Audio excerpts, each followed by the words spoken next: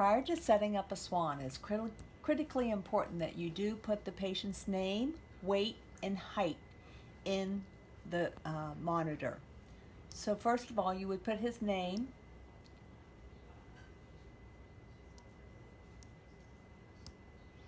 the medical record number, as we usually do,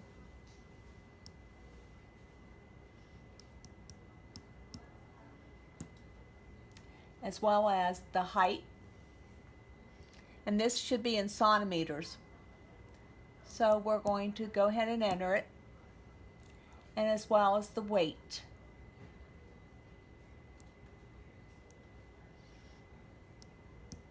And this patient happens to weigh 78 kilograms.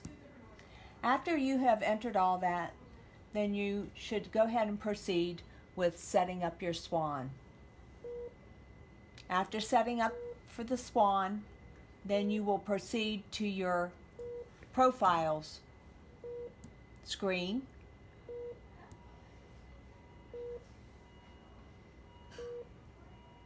Stop it.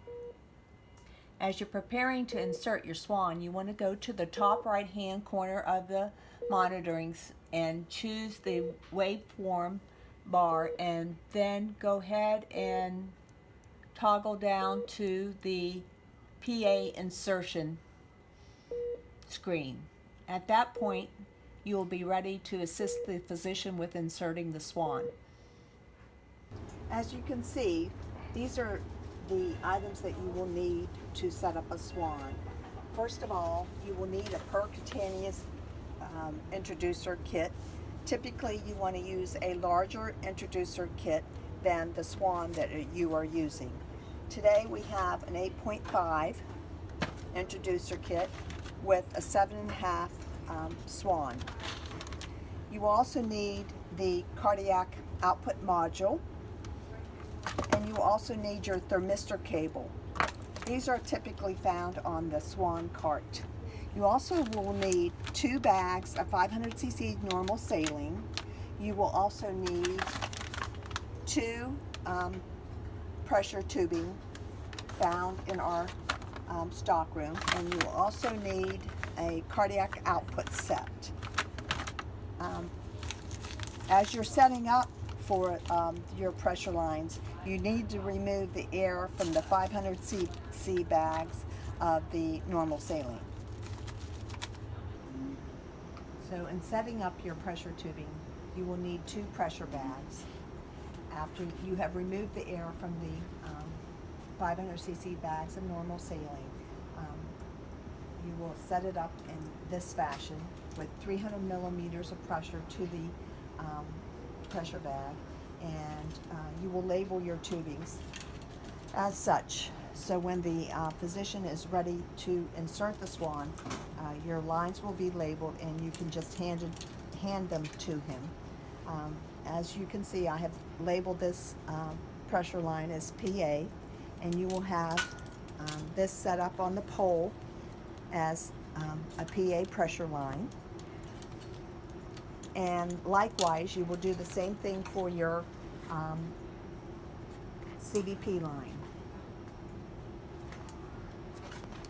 Again, making sure that you do label the line, and that you have put your 500cc bag and set it up with 300 millimeters of pressure. And you want to flush the lines, both of them, PA and CVP, to make sure that all the air is out of your line. And you do that by pulling on this pigtail, and as you can see, the fluid is running through and to the very end. And when this is all complete, do a double check to make sure all your air is out of the line on both the CVP and the PA. You also need a cardiac output set up, and that's typically set up with a 250cc bag of normal saline, and that will be connected to the CVP line when you're ready to do your cardiac output testing. Now I'm going to show you where to hook up your pressure tubings to the Swan. Assuming that I am not sterile, you're not sterile, but the physician is sterile. And having said that, we'll go ahead and hook up the PA line first, and that's always to the PA distal. And that's where you will get your Swan readings, your PA systolic, diastolic, and mean readings. In this line, nothing gets infused except for your normal saline through your pressure tubing. The next one will be the CVP, and this will be hooked up to what we call the proximal injectate port, and that is connected that way.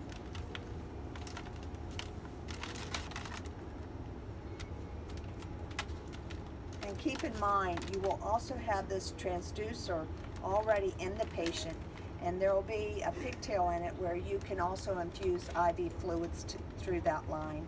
And the other port for the Swan is the proximal infusion port, which you will be able to infuse IV fluids if necessary.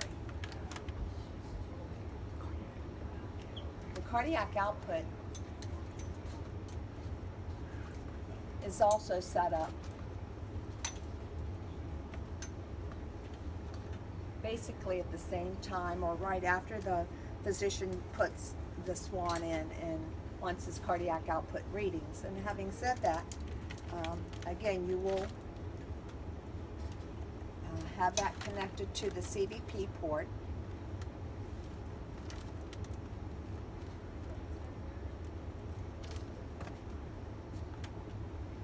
Like so. And at this time, your pressure tubing will be off to the side here. And this is basically how the setup is for cardiac output readings. Okay. After the Swan has been inserted and sterile dressing has been secured in place, it is critically important that you do document in your charting in Epic the placement of the Swan. As you can see, there are different markings on the Swan, and each dark line represents 50 centimeters. So having said that, it starts out, as you can see, a thin line is 10, 20, 30, 40, and this is your first heavy dark line, which is 50. Then we go to 60, and then we go to 70. Typically, the 50 to 70 markings is what you'll see on the outside. And again, it is critically important that you do document that in your charting.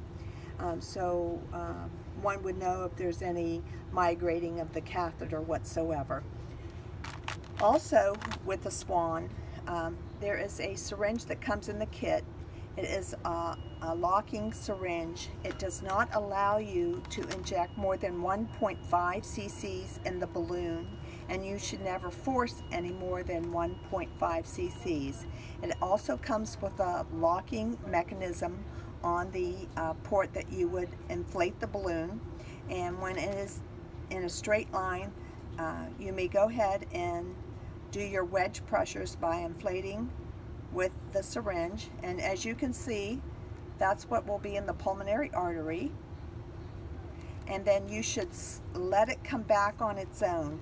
Never aspirate air back while you're doing your wedge pressures. After you're done with all your wedge pressures, you go ahead and put the syringe back on and lock it. As you can see, it's not aligned, so it is in a locked position.